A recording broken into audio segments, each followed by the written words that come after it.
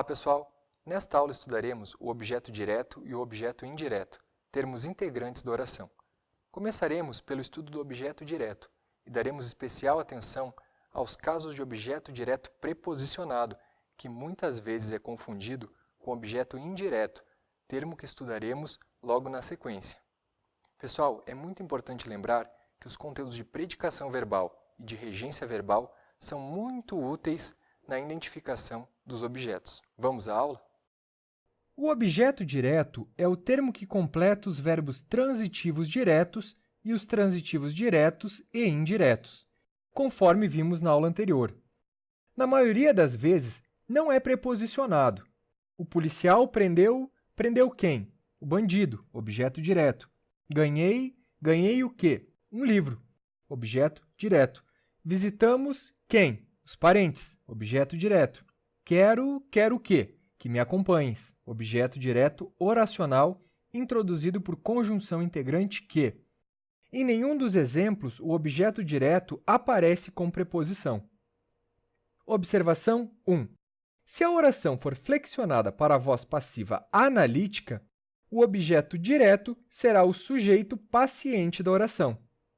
Vamos flexionar o primeiro exemplo para a voz passiva. O bandido foi preso pelo policial. O objeto direto bandido da oração ativa original agora é sujeito da voz passiva analítica, e o sujeito policial da ativa se tornou agente da passiva. Observação 2.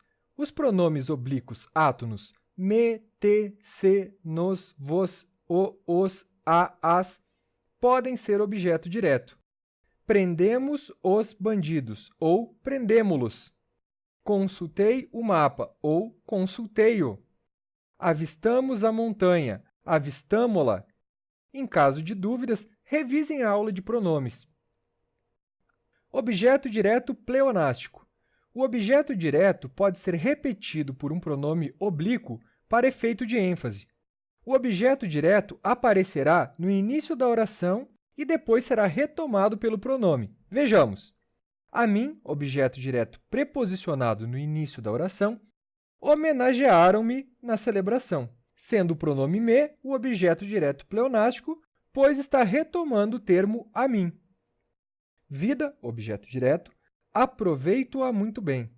Pronome oblíquo a, retomando o objeto vida. Quanto à pontuação, uma observação. A vírgula é facultativa. Aos sábios, com vírgula, devemos admirá-los sempre. Ou, aos sábios, sem vírgula, devemos admirá-los sempre. A construção com vírgula é a mais comum.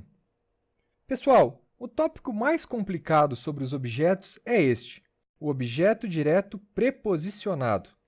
Muito fácil de confundi-lo com o objeto indireto. É preciso estar bem afiado na matéria para não fazer essa confusão.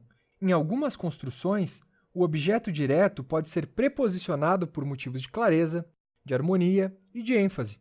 Alguns casos são facultativos, outros obrigatórios. Casos facultativos.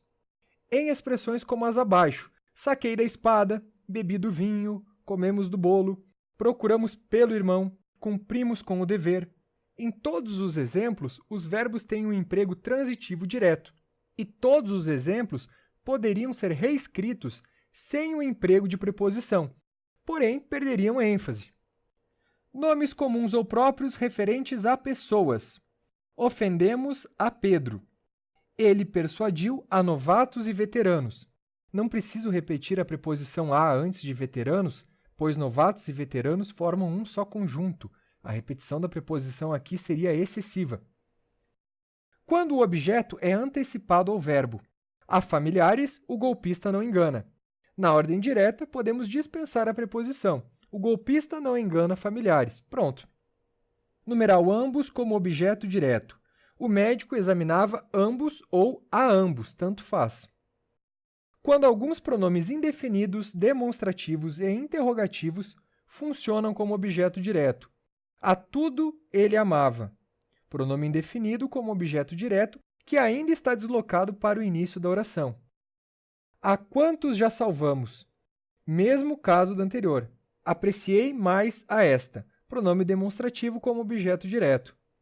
A quem convidaste? Pronome interrogativo como objeto direto e também deslocado para antes do verbo. Último caso facultativo, pronome de tratamento como objeto direto. Os presentes saudaram a Vossa Excelência. Passemos aos casos obrigatórios. Na verdade, a palavra obrigatório é muito forte. Muito recomendado seria mais adequado.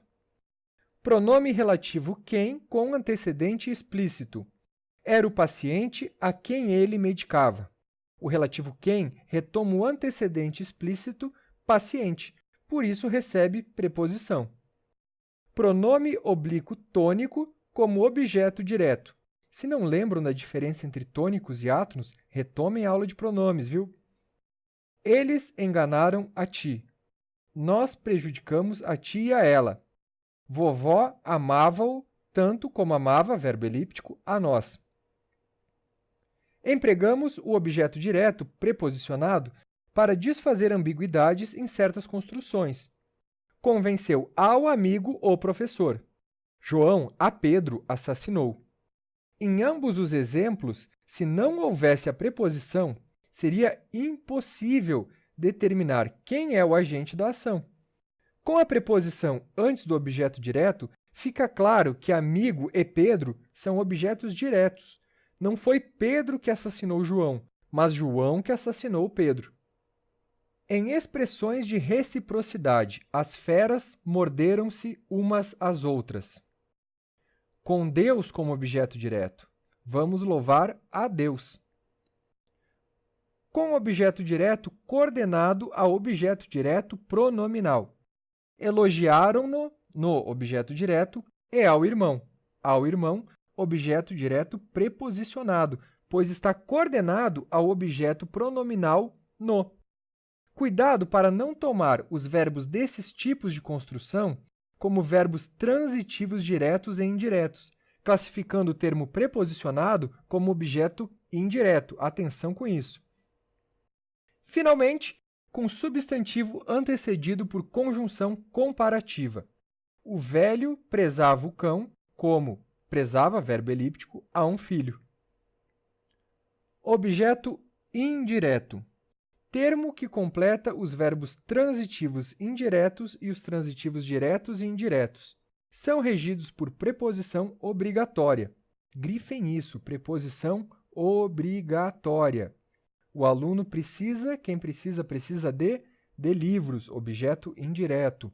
A dentista confia, quem confia, confia em, na secretária, objeto indireto.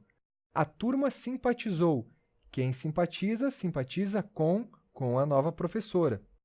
Todo verbo empregado como transitivo indireto, pessoal, receberá um complemento preposicionado.